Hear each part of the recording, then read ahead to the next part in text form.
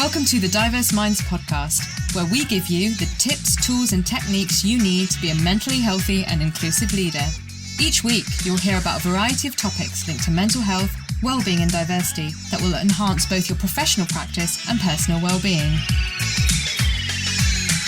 Welcome to the 297th episode of the award-winning Diverse Minds podcast. And on today's episode, I'm going to be talking about what I think the workplace wellbeing trends for 2026 will be. But firstly, I'll be reflecting on my predictions for 2025, which I have to say were interesting. Don't forget the podcast is now fortnightly, but if you're missing weekly content, you have 6 years worth of episodes to listen to. And if you want my handy guide that lists the episodes with a clickable link, you can get it at bit.ly/DMPG23. So I like to reflect on predictions that I make for the year ahead in terms of workplace wellbeing. And what were the things that I talked about for 2025? Well, it's been an interesting one. The first thing I said would be a trend is redundancy support. So transition coaching and support for people who need to find a new job, as well as employee assistance support. Stress of AI and the loss of manual jobs, but also other jobs that were pushing on the horizon. We've seen so much more discussion about AI and it's happened, but I haven't seen that much on the support front. It seems like this is a really mixed bag depending on the sector and the role of the person, with senior staff receiving more support. The second thing I talked about last year was the right to switch off or burnout blocking. Now, the right to switch off, sometimes referred to as the right to disconnect, concerns an employee's ability to disengage from work outside their normal working hours without fear of criticism or reduced opportunities. So this includes things like not checking emails out of your core hours or your hours that work for you, ignoring calls, and being free from digital notifications in the evenings and at weekends. So the right to switch off was originally included in the Employment Rights Bill before, this is the current Labour government, before being dropped in actually spring 2025. And I don't think there was much coverage about this. The change in policy or plans is apparently due to an effort to boost business confidence. So after the budget placed extra costs on employers in the form of increased national insurance contributions, many businesses kicked off and said, well, we can't now have the right to switch off because we're essentially paying more. So I was really, really disappointed and angry to see this, where other countries in the EU have actually got laws on the right to switch off, and also Australia. So we haven't got that. Now, of course, people have said when I've been reading up on this that we do essentially have work time directive and also health and safety legislation, things that protect staff. But I do think that the right to switch off, especially now with phones dinging and pinging and notifications, would have been a really great way to reduce burnout. So that wasn't a good one, but I am really surprised that it had been dropped. Okay, the third thing I talked about was the focus on workplace adjustments. Now, while this definitely should have happened, I have to say, I feel the conversations about disability as a whole in society are incredibly negative, and then disability in the workplace seem to be non-existent. So please, if you want to know more about workplace adjustments, listen to episode 120 about having conversations about workplace adjustments, and episode 192, Getting Workplace Adjustments Right, with Daniel Williams. So disabled people in the UK continue to experience lower employment rates and a notable pay gap compared to their non-disabled peers. So approximately 1 in 4 working age adults is disabled, yet disabled individuals are twice as likely to be unemployed. WorkWell is a UK government-backed pilot service providing free personalised support from work and health coaches to help people with health conditions or disabilities return to, stay in, or find work by creating tailored plans that connect them with health, wellbeing, and employment services. So this is a joint initiative by the Department for Work and Pensions and the Department for Health and Social Care, and it aims to integrate full and work support to reduce absenteeism and improve productivity. The full pilots will be complete in spring 2016. There were 15 areas in the UK that took part, but there is an interim report available on the government's website. However, again, this is great, but I think we know what the answers are. And the biggest hurdle for disabled individuals, is workplaces just pushing back, not being proactive, not using their anticipatory duties. So it's not that people can't do work, but that the situation and the system is incredibly inaccessible, and that's not changing. I think this is the problem. We're not doing enough to ensure and audit actually and hold to account organizations to make sure that they're accessible for all different types of disabilities as possible. So really disappointed by that. And I think there's been very little coverage of the Work Well scheme actually as well. Okay, the fourth thing I said was about managing differences of opinions in relation to local and global politics. Another great to have, but I really don't think it happened. If you want to know more about my perspective politics in the workplace, do check out episodes 253 to 254. Again, I don't think this has been done very well. Too many people have been shut down or ignored. I've also seen some horrendous posts on LinkedIn from a variety of people claiming that activists are taking over the workplace. And I find this rhetoric ridiculous and unhelpful. So something, again, I was wrong about. I've really had a shocker this year. The fifth area I talked about last year for 2025 was financial wellbeing support. Now, I keep seeing this everywhere. And of course, it's another one of vital importance, which hasn't gone very well. So according to Money and Pension Services, UK workplaces are still struggling to keep up with widespread employee financial distress, with many still lacking robust support despite significant negative impacts on productivity, concentration, and overall mental health. Although some employers are increasing their efforts, especially around the cost of living concerns, and financial wellbeing is starting to be recognised as a business critical issue, with nearly all employees experiencing across all sectors financial stress, many organisations offer little help, leaving staff feeling unsupported and impacting on business performance. So there we are. Those are my predictions. I mean, I stand by my predictions. I just feel incredibly disappointed that nothing's really come to fruition in 2025. And if you think that, I've missed something or something else should have been there, please do get in contact and let me know. So I always think it's useful to consider where we're headed for the year ahead and how the workplace is changing, adapting, responding to this increasingly VUCA world, VUCA standing for volatile, uncertain, complex, and ambiguous. And if mental health and well-being is ignored, then this doesn't really bode very well, I don't think.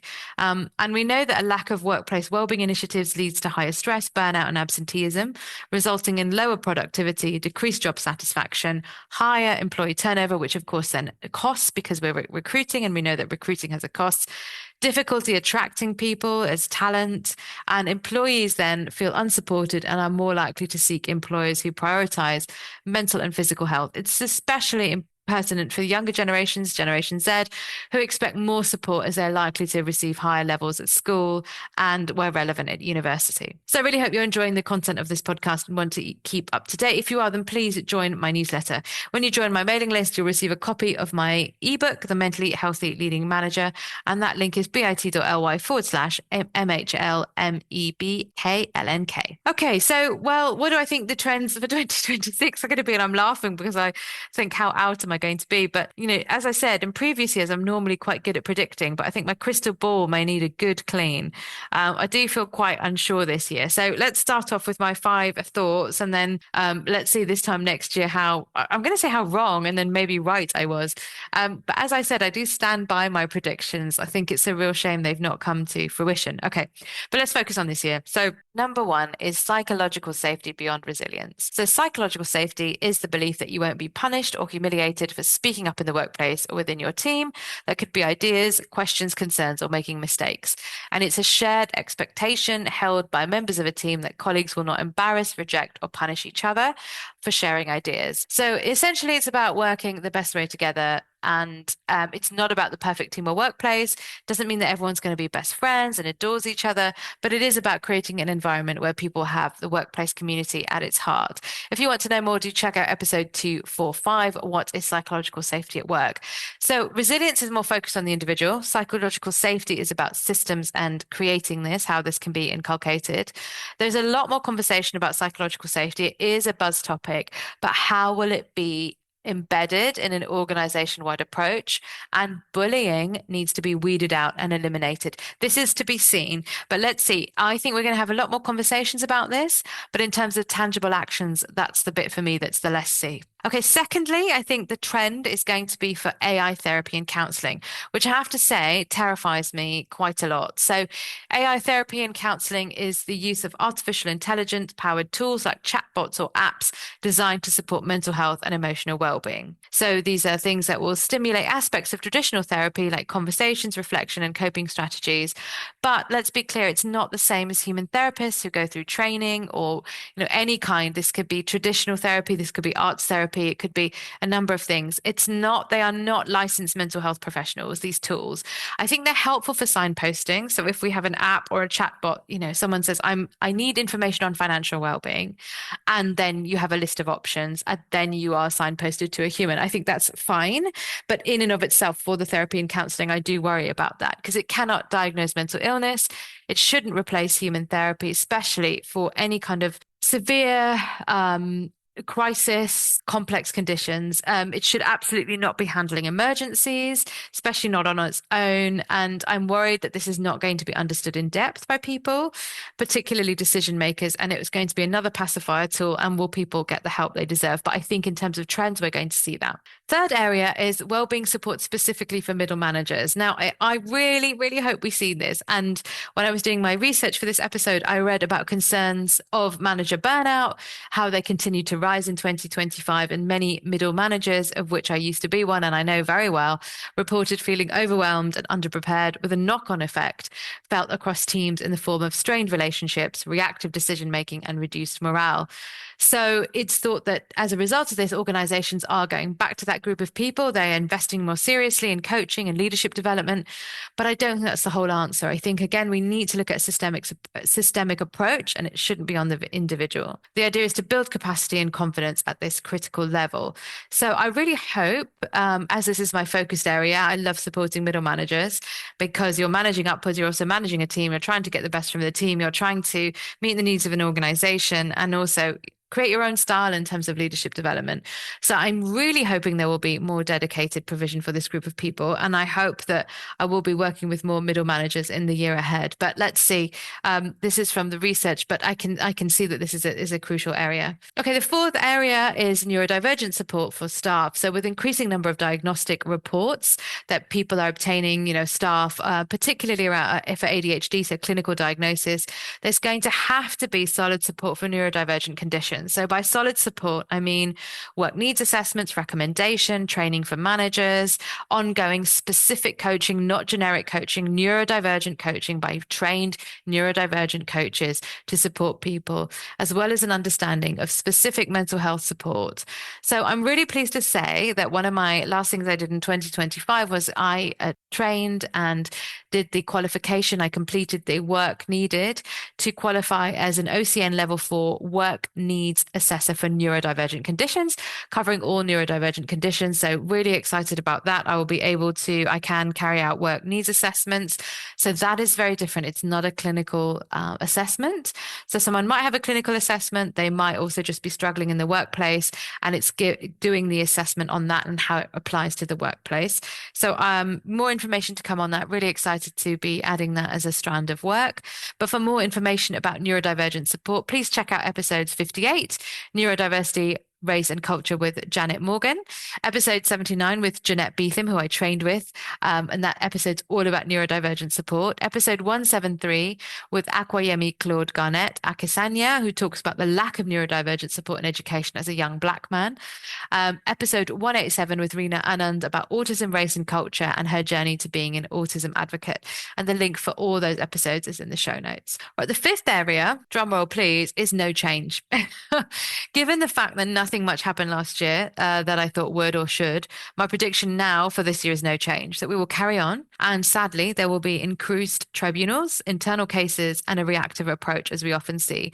I wish this wasn't my prediction, but I feel it might be. And I think it's really sad to see that so many organizations are going backwards and not forwards due to the economic climate, people changing jobs, stress, sick leave, everything just feeling overwhelming. And these are the first things that get cut, but have a huge negative impact on all staff in an organization. Things are constantly changing in this VUCA, volatile, uncertain, complex, and ambiguous world. There isn't a week week goes by that something quite significant and frightening happens on a global level, national level, and local level. Staff well-being isn't going anywhere. We all need to be cared for in this supportive workplace community, and it still needs attention. So even though I fear there will be no change, there needs to be serious attention given, especially with the right to switch off having been axed. As of late 2025, the UK employment rate hovered around 74.9 to 75.2% for those aged 16 to 64. So there are 34.2 million people in work. However, this data from the Office of National Statistics shows a complex picture with recent decreases in overall employment and workforce jobs. There's been a rise in unemployment around 4.4 to 4.7% and a slight dip in economic activity. Now, of course, the people are being bullied, they're treated really badly, their disability, and they don't have reasonable adjustments put in place. We're going to see this. There has also been a real lack, I think, of direction from the government on innovation, supporting people to be entrepreneurs, to find solutions. And so I think people are exhausted. They don't know where to look for the support. That I really feel that has dried up as well. Human-to-human contact is still absolutely essential. Not everyone can or should be remote and text-based, so we cannot replace face-to-face with AI, as could happen, and investing in face-to-face care for our staff is essential. And creating these positive, safe environments is absolutely vital through open communication, ensuring physical and psychological well-being, the whole point about inclusivity, positive workplace community, leadership modeling empathy, and that seems to be less and less, and establishing team charters, expected norms, respectful communication. This is all part of it. And, regular check-ins, mental health resources, training, offering flexible work, acknowledging effort, a blame-free culture that links to psychological safety. Speaking up isn't punished. And we move away from this language that activists are taking over the workplace, I think is so unhelpful, because this is going to lead to better engagement and performance. So what do you think the workplace wellbeing trends for 2026 will be? I'd love to hear from you. And don't forget, I run workshops, training sessions, and keynotes for organizations all about creating positive, happy, and equal workplaces. So if you want to find out more, please get in touch with me at Leyla, Leyla, at diverseminds.co.uk. And if you enjoyed today's shows and shows over the last 6 years, why not leave me a review on Apple, Spotify, or wherever you listen to your podcast from. You might also want to let me know your thoughts on SpeakPipe around the workplace wellbeing trends. And that link is bit.ly/SPKPDMP. And don't forget my TEDx talk, where I talk about my experience of navigating the connection between culture, race, and mental health. Something you can watch in your break, as it's just 12 minutes long. That link is bit.ly/TEDx Wolves, WOLVESLO. So everyone, do take care of yourself. Do join me in 2 weeks' time, where we'll be in February. Another theme for the podcast. And the resources are previous podcast episodes I've mentioned. They are in the show notes. And until then, take care. And I hope you've had a great start to 2026 so far. Bye for now. Thanks for listening to the Diverse Minds podcast. Don't forget to subscribe on Apple Podcasts, Spotify, or wherever you access your podcasts from. You can also connect with me on Facebook and LinkedIn. Tune into next week's episode of the podcast, where I'll bring you more insights on mental health and inclusion. Bye for now.